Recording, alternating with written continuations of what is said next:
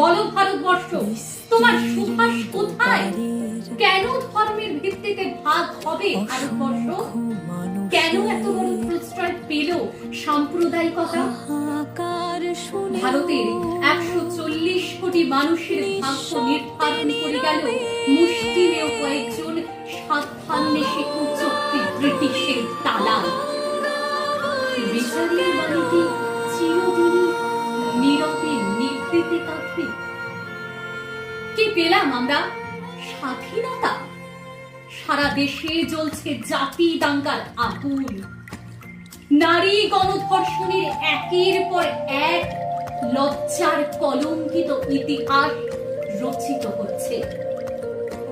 ভুভুক্ষ মানুষের এক মুঠো খাবারের জন্য আর্তনাদ। শিক্ষিত যুব সমাজ আজও কর্মহীন। বিনা চিকিৎসা